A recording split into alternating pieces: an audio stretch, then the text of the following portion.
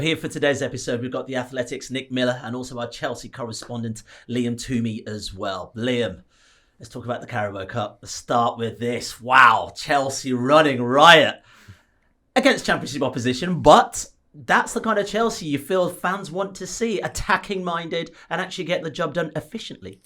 Yeah, they made it easy on Stamford Bridge for once. They made it easy on themselves. And you have to say Middlesbrough also made it easy for them.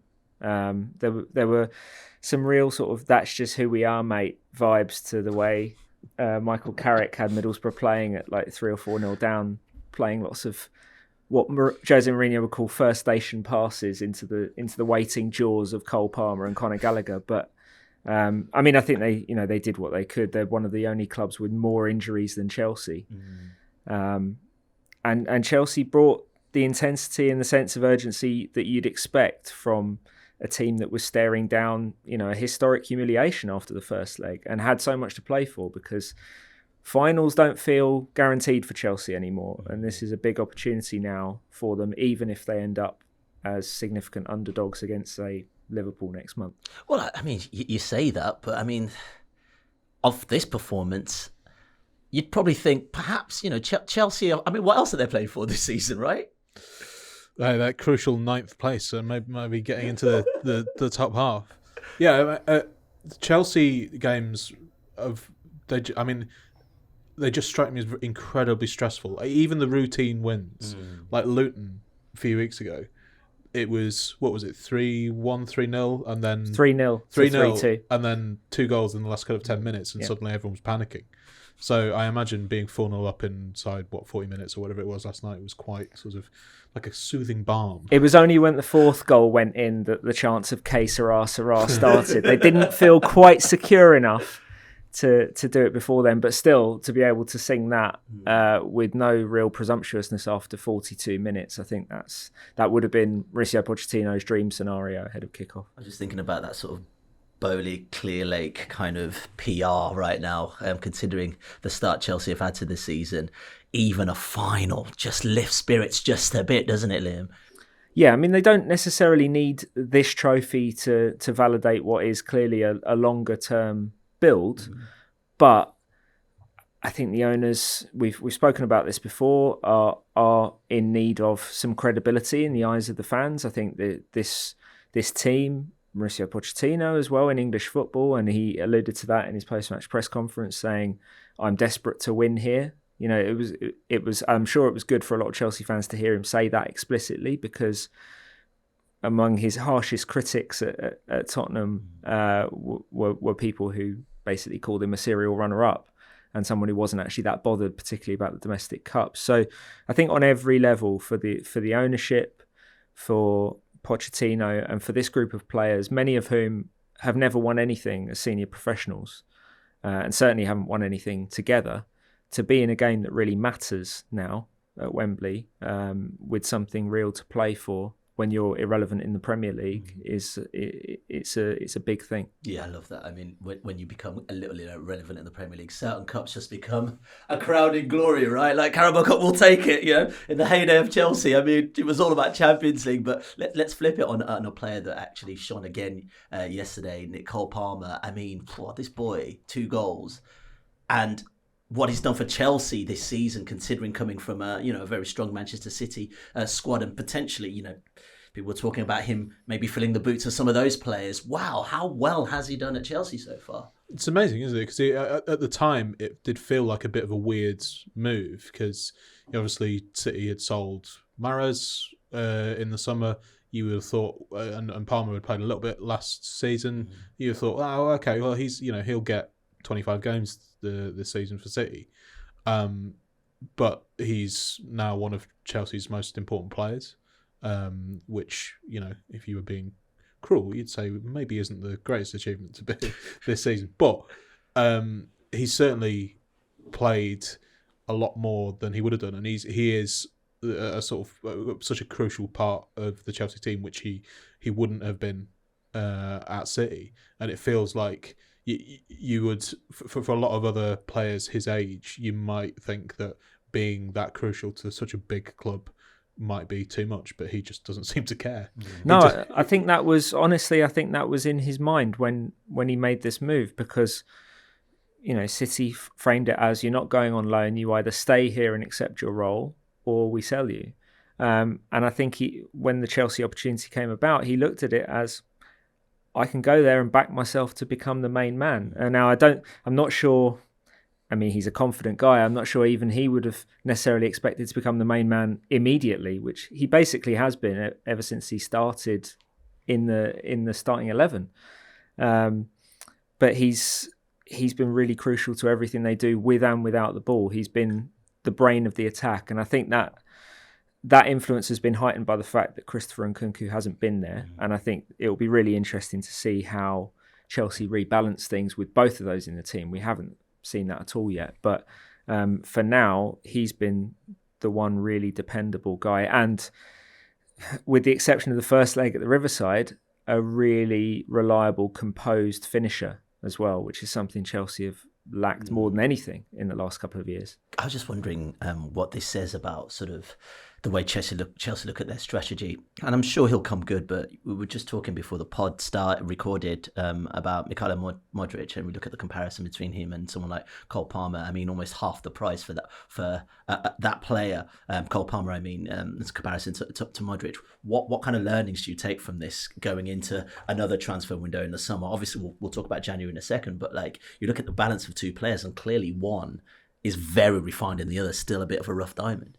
Yeah, I mean, they're quite close in age and quite comparable in terms of the amount of senior professional football they'd had before they got to Chelsea. But if you look at the quality of their football education, it's worlds apart. And, I don't mean that to insult Shakhtar, but, Cole Palmer was learning from some of the best footballers in the world, training against them every single day, learning from the greatest coach, maybe ever, certainly the tactical visionary of this generation.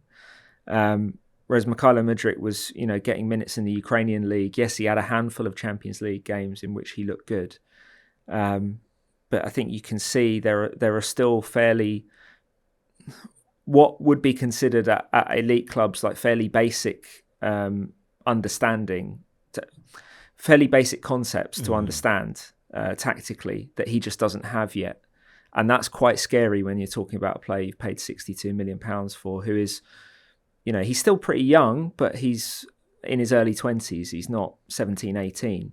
You should know the basics, basically, is what you're saying. Yeah, no, and it's not even necessarily to blame him, because, he's been on the journey he's been on, and you can't learn what you haven't been taught necessarily. But I think the thing that will be concerning for Chelsea now is that, he looked in the first half of that Middlesbrough game more lost, or at least as lost as he has been at any point in his Chelsea career in terms of what to do, where to be. And you could see teammates trying to give him pointers, telling him where to run. Mauricio Pochettino was trying to do that as well because he was on that side of the pitch.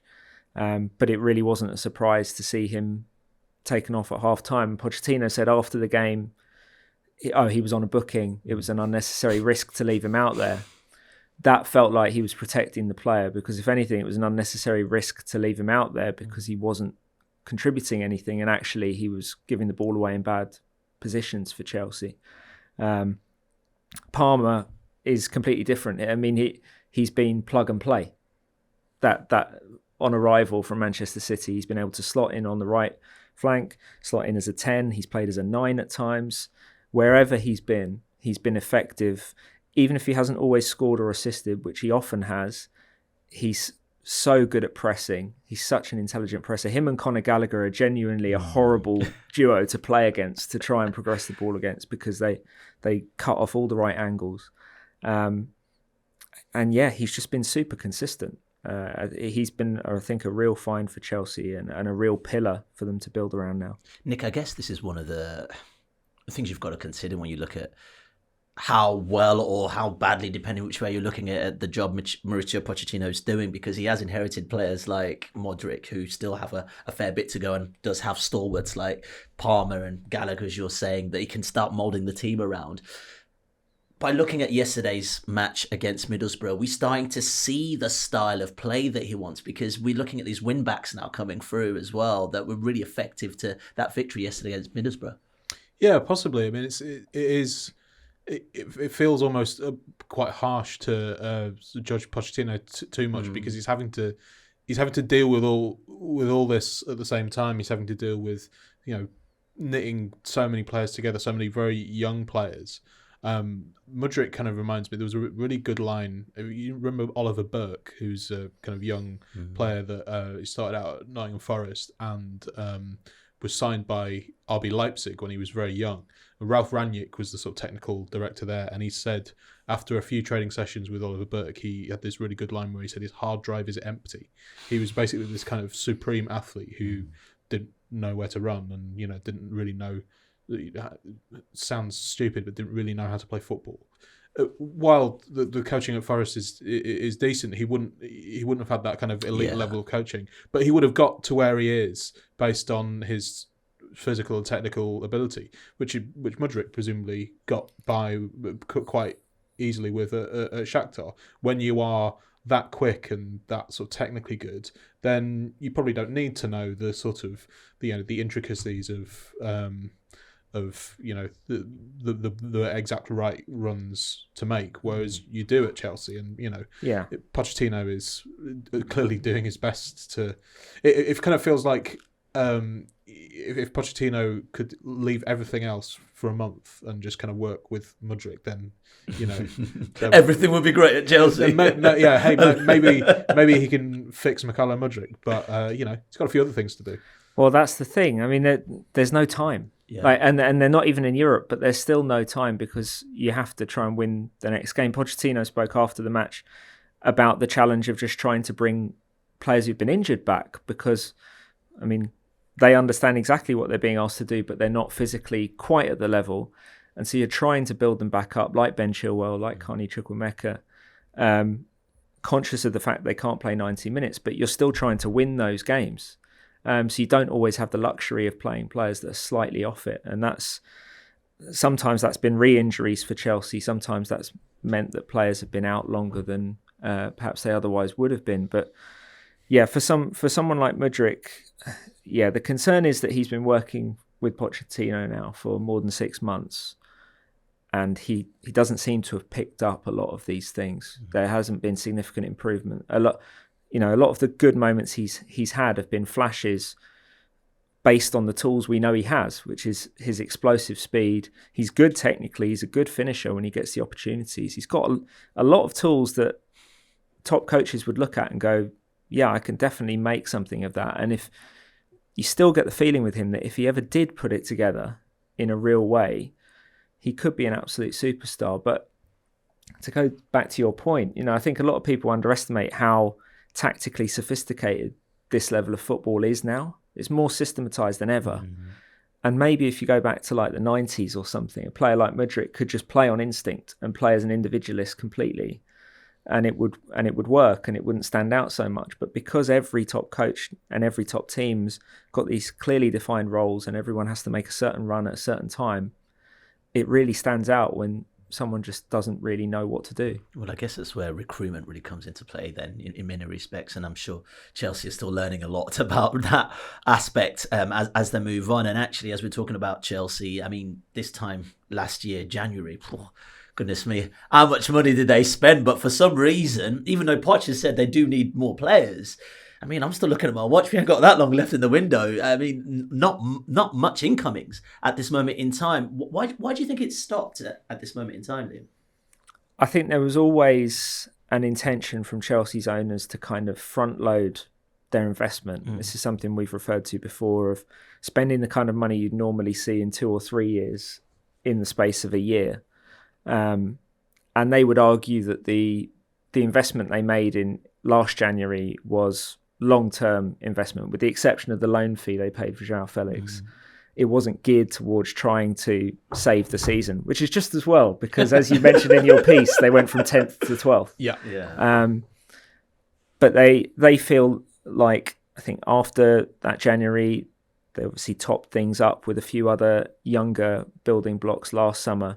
They feel that they have the bulk of this squad in place now. And the impression that we were getting as the window was about to open was that Chelsea felt that actually if they tried to do too much in this January, leaving aside the PSR part of the equation at this point in time, right, yeah. I think they were wary that they could end up in the same situation that they ended up in like February last year, where you either end up with too many players or too many new players to bed in, and you lose any sort of coherence you were slowly building up. And we are seeing on the pitch Chelsea are slowly taking shape in spite of the injuries.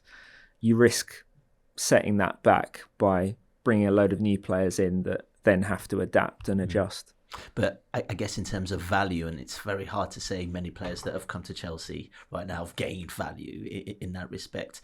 The biggest options is to maybe sell someone like Conor Gallagher, who's, he's actually one of the stars of the team at this moment in time. And back to Liam's point, I mean, you get rid of a player like that, you lose that structure that you've been solely trying to build over the last few months. Yeah, and I'm a sort of bit of apologist for the PSR rules. I know not a lot of people aren't huge fans, but one of the kind of central flaws is it is a system that encourages you to sell players like Conor Gallagher, who not only has been very good for Chelsea this season, but is the sort of player that if you are bringing in all these players from kind of various places that fans don't really have any, or initially don't really have any concept of who they are, then Conor Gallagher, homegrown player, is a sort of player that the fans can have some kind of, can identify with and have some sort of relationship with. And if, you go, well, yeah, he has been very good, but because we need to kind of make two columns on a spreadsheet match up, we're going to have to sell him, I'm afraid. The accounting incentives run counter to the emotional incentives, don't they? And with Gallagher, it's particularly fraught now because of his contract situation. But because of the conditions in this market that I've written about and that you've written about, I don't see him going anywhere this month. To be honest, I don't see where the offer is that would make it worth Chelsea selling him, and especially because their midfield situation is still actually quite short in terms of bodies. Romeo Lavia's still injured. Well, he's injured again. Leslie Ugochukwu out. You saw they recalled Cesare Casadei, I think in part because they want a little bit of immediate cover in that area. So you can't lose the guy who has been one of your more reliable performers and just as importantly is always fit and available. I mean, he was on the bench against Middlesbrough. It was only the third time he's not started this season, and he's been available. I think he was suspended for one game. He's been available for all the others. So it would be a huge loss, and one that I'm sure Mauricio Pochettino wouldn't be keen to stomach. Yeah, I just thinking on a business sense, someone like Gallagher, I mean, that's serious profit. And I don't know if it was either you or you read about him being like a player like of his stature being pure profit. I just want to sort of get a sense of what that actually looks like in terms of the finances of a football team. Yeah, so because obviously he is a homegrown player, there is no sort of cost to him in an accounting sense. So if Chelsea sell him for £40 million or however much it is that they want for him, then they can bank that as profit in their accounts, which will, help them balance out some of the other players which are accounted for in a slightly different way. But yeah, as I said before, it's not. I don't think it's quite why we all got into football to kind of, talk about the idea of. Wasn't it your dream, Nick, to grow up, to come through a Premier League academy so that you too could one day be fully immortised? Yeah, big time. And then sold on pure profit. Yeah, I mean, I don't know. Maybe when you word it like that, if you say to someone, "I am pure profit," that might be quite good for him to say. Feels like a line in a bar. Yeah. I think at the academy level, they just like signal out the pure profit and the non-pure profit. Yeah. And you're going to make it to the first team because you're pure profit. Yeah. All right, boss, I'm ready for the next part of my career. But I think about a team like Arsenal, like Emile Smith-Rowe is another one of those players that could sort of signal that kind of pure profit. And, you look at a player that, and it's such a weird position to be in. You look at a player that could do with a lot of game time, and especially in that sort of left flank that Arsenal still haven't found something incredibly reliable. But yet maybe in this window we see him go for pure profit. Yeah, I think it just shows that all of the big clubs are feeling those pressures to varying degrees. And Arsenal were big spenders last summer. That is all part of this accounting year that has to be reconciled one way or the other. And the other thing we're not seeing, which I'm pretty sure we're going to come on to, and you mentioned in your piece, is that the Saudi Pro League is not acting as an easy pressure release valve. Not that they would necessarily be a market for Smith Rowe, Gallagher, people like that, or Armando Broja, who Chelsea are looking to sell as well at some point. So it's difficult, and I think it's tough for fans to see, but unfortunately it's a reality of where Premier League football is right now. Okay, let's move on to this window, January transfer window, and Nick, I'll come to you in just a second, but I guess from Liam's position, let's talk about Chelsea in particular, as we're talking about Chelsea from the top. Can you just give us a little reminder of the kind of money that was splashed in the last couple of seasons by Chelsea, just so people realise just what kind of situation they're in right now? Well, so yeah, I mean, about £1 billion in transfer fees committed over 3 windows. I think Chelsea would look at it as 2 of those windows being of a piece. I think they look at the summer of 2022 as being its own animal, really, given that they'd just come in. Thomas Tuchel was still there, different recruitment model, everything. The last 2 windows, they've spent massively on younger talent, on these hyper long contracts, which we've spoken about, exploiting the 1 to 2 windows of longer amortization before UEFA and then the Premier League changed their rules to cap it at 5 years, and headlining those purchases with 9-figure deals for Enzo Fernandez and Moises Caicedo, who started against Middlesbrough and still look like maybe they need Conor Gallagher's legs next to them to look like a proper £250 million midfield partnership. But can't believe that kind of money, man. It's just... But Chelsea are looking at all of these deals as long-term bets that these guys will develop into, if not world stars, which I think is certainly what they're looking at with Enzo and Caicedo, then players who will have significant resale value and can maybe even be sold for more than they were bought in time.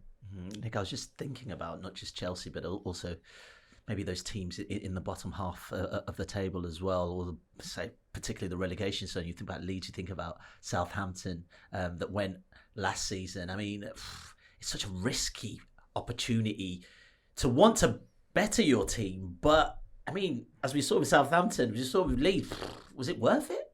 I mean, absolutely not. No, I mean, so this is part of the piece I've written about basically why no one is spending any money. At the time of recording, there's only been one player that Premier League clubs have signed who basically is going to have any impact on the Premier League season from this point, which is Radu Dragusin, who signed for Tottenham. Everyone else is every other move. Again, at the time of recording, something mad might have happened by the time you're listening to this, but every other transfer has basically been loans and kids. And the last summer's one of the factors in this is, as you say, last January's transfer window. Chelsea spent a huge amount of money, but the relegated clubs you mentioned spent £140 million between them. And I think if you asked most people, Leicester, Leeds and Southampton spent £140 million on who? And fair point. Carlos Alcaraz for Southampton, who I kind of partly remember because he was pretty good, partly remember because he has got the same name as the very famous tennis player. But it's an indication that spending money in January quite often doesn't work, and certainly doesn't have the kind of immediate impact that you want if you are spending that kind of money. Leeds and Leicester were actually maybe not comfortably, but I think they were 14th and 15th at the end of the transfer window last summer, and last January, sorry, and they spent all this money and they still went down. So they sort of serve as a cautionary tale for why teams maybe aren't spending quite so much this month, and there are a lot of other reasons which I'm sure we'll get onto. But yeah, they're not the greatest example for spending a lot of money in January. Yeah, I mean, you talk about some of the bottom teams here. You've written about Armando Broja. I mean, in terms of a team that might be looking for someone up front, surely it fits the profile of that kind of player that could go to a team struggling at the moment that might have just won a little bit of gusto. Premier League proven to a certain degree. Obviously, it looks like I watched him last night. He missed a few shots. His confidence is low, but as a progressive player and someone who wants to prove himself somewhere else, why not? Yeah, his confidence is low, and I can't imagine having it out there that Chelsea are open to selling him is helping in that regard. He does fit the profile of what a lot of Premier League clubs want in a number 9. His goal production hasn't really been there in the senior game. He's never been prolific, but there is plenty of time for that to be scaled up. You see lots of strikers really come into their own as goal scorers in their mid-20s, really. And he's got a lot of other aspects to his game. He's very adept at leading a press. He's a big physical presence. He's also mobile. He can link play. He's got intelligent movement. He always has to be accounted for, and that creates space for others. So he has added value for Chelsea, and I think they felt when they signed him to a long-term contract last year that they did that partly for value protection, because they feel like they already had evidence that he was the kind of player that other Premier League clubs valued, because Southampton were interested in buying him after his loan, and then West Ham made a bid for him as well. So I think he is a player who in a vacuum would have interest, but the problem right now, which is what I wrote about in my recent piece, is that more the conditions of the market. You have a lot of clubs worried about PSR, but even without that, because of the financial inequalities of modern football, you can only really sell within the Premier League, because there are 4 clubs in Europe basically that can pay significant fees for players. None of them would be looking at Broja or an academy player that what is he valued out? Sort of 30 odd million or something? Yeah, like you're talking minimum 30 million. Okay. I mean, the upper end of what's been reported is like 50. I think that seems to be pretty optimistic. Serie A strapped for cash, La Liga strapped for cash, other than the big boys. Well, if you actually look at I think there were exactly 50 deals last year done for £30 million or more. 30 of them were paid by Premier League clubs. 8 of the other 20 were Saudi Pro League, and most of the other 12 were Real Madrid, Barcelona, PSG, Bayern Munich, the names you would expect. So if you're not selling to those 4, you're selling a player who isn't of interest to Saudi Pro League or who doesn't want to go there, then you're really selling to the Premier League. But with a player like Broja, in reality, the market's even smaller than that, because if you don't think he's good enough for you, the other big 6 clubs will likely think the same. But equally, there's probably 7 clubs at the bottom of the league, including the 3 promoted teams, who either don't have the financial resources to do a deal like that, or couldn't really feasibly persuade him to sign, which is a problem that Chelsea had with Ian Maatson and Burnley last summer, and also Conor, Gallagher and Everton last January. These players don't have to agree to go. They have to see it as a good move for their career. So really the bottom line of the piece was Chelsea kind of better hope that West Ham still want Broja, because there's kind of a narrow band of clubs into which they fit in the middle tier of the Premier League that might be interested in these guys and can afford them.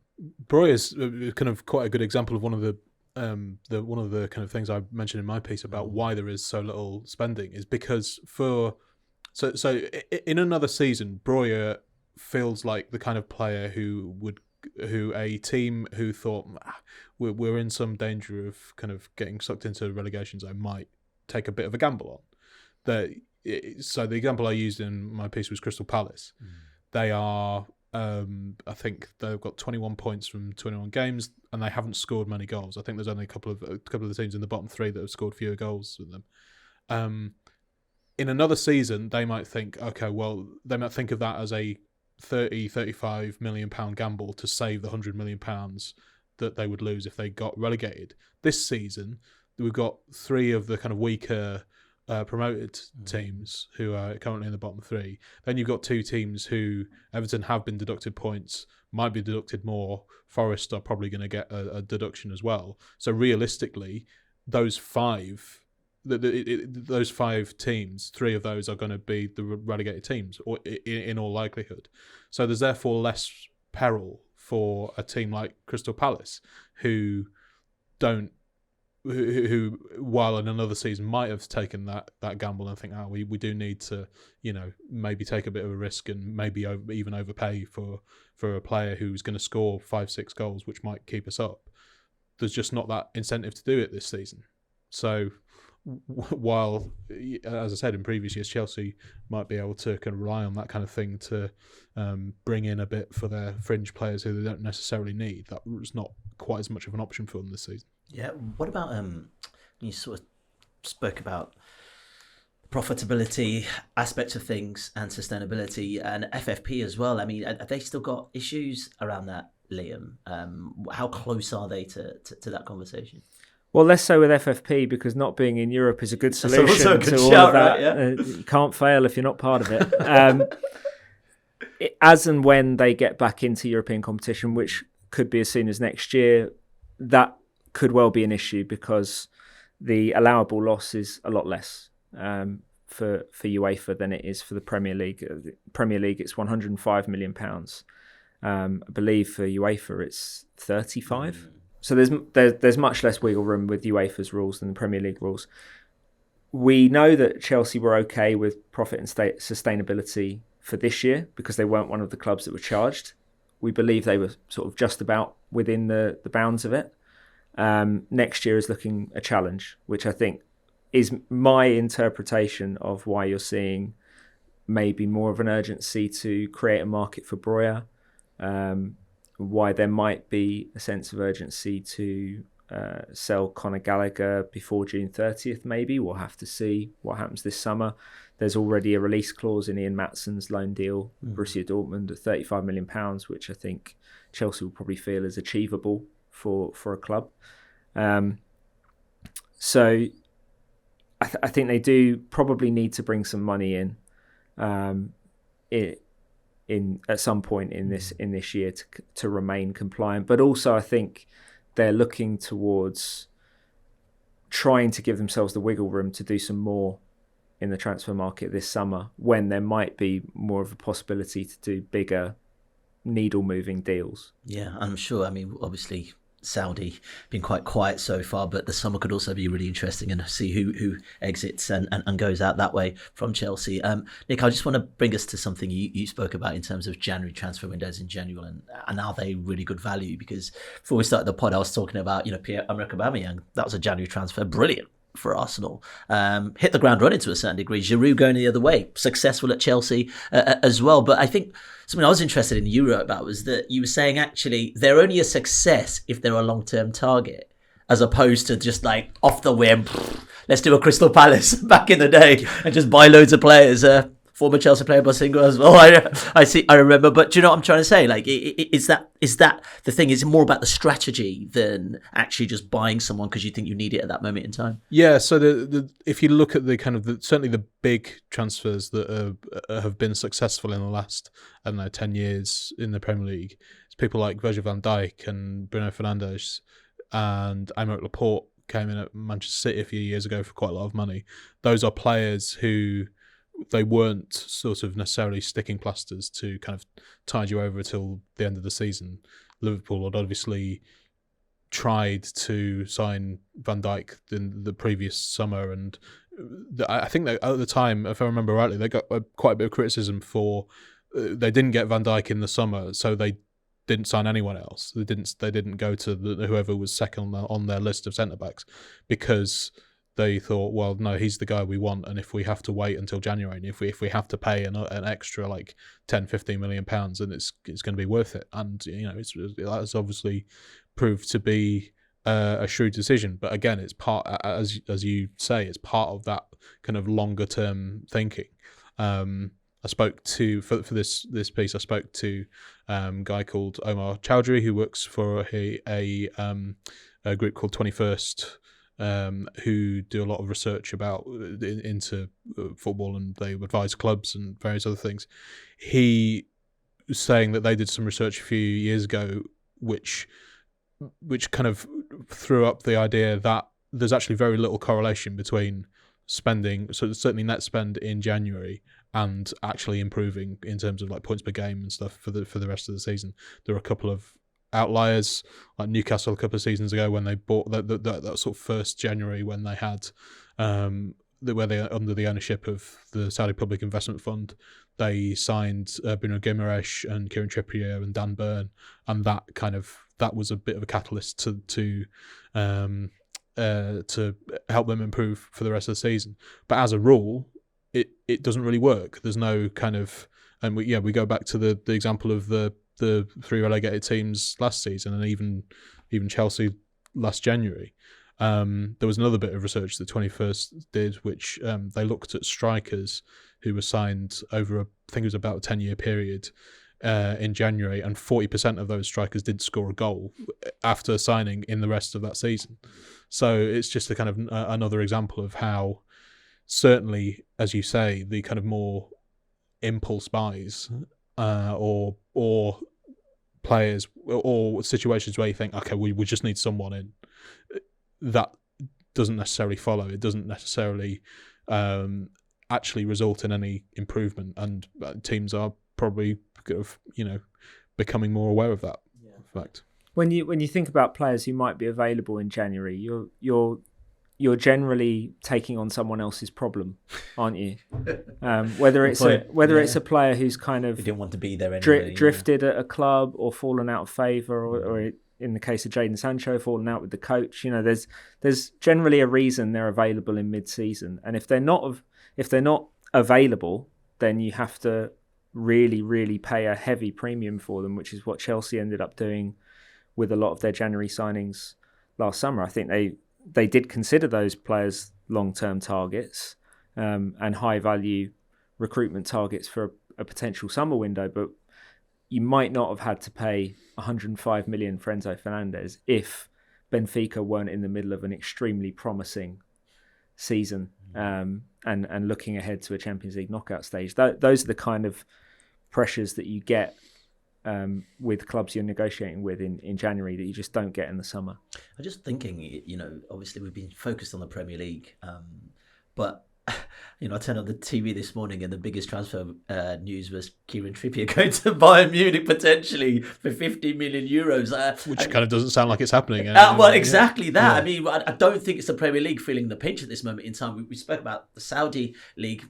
They haven't spent much at all, and I'm sure there are many Premier League teams going, please take who we've got on offer. But this feels like a much more global conversation as well, this January transfer window. Yeah, the very few sort of significant deals anyway.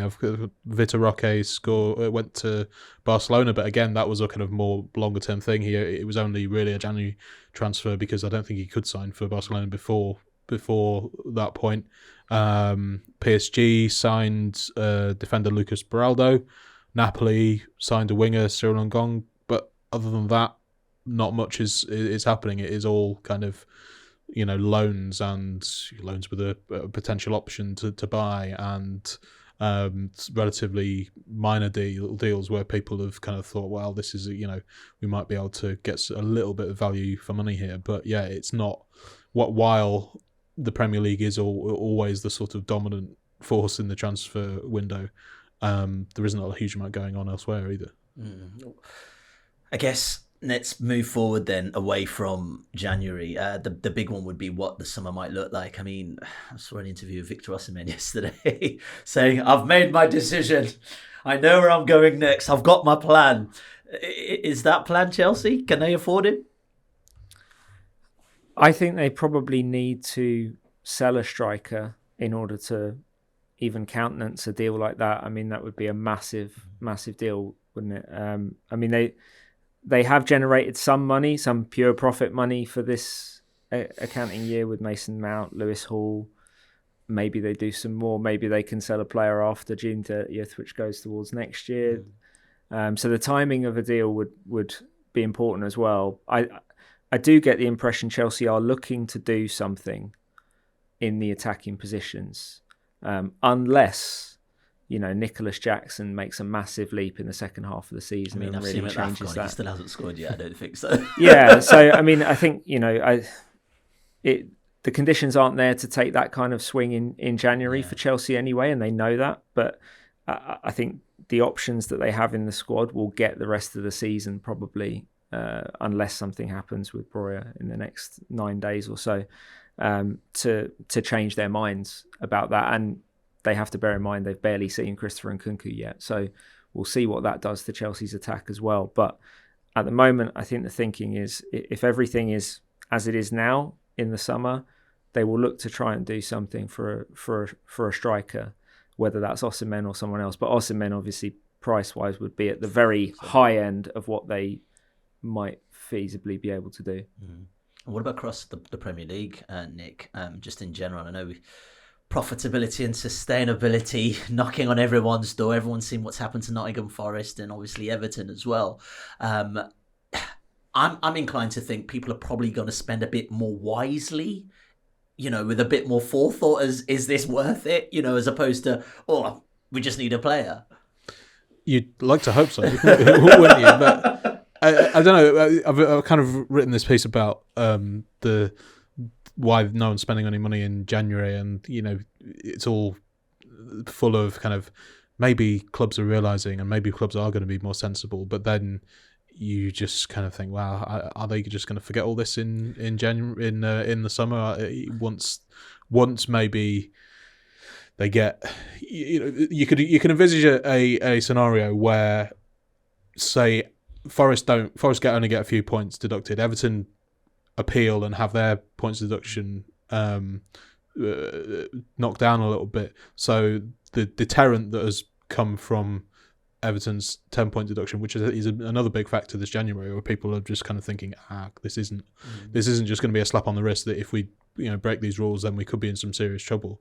Maybe then, if those punishments are kind of knocked down a little bit, then clubs will go, okay, well, maybe we can cope with 4 points or whatever it is, and maybe the Saudi league will start spending again in the summer. So that will give us a bit more money to offload some of our previous mistakes and spend them on future mistakes perhaps.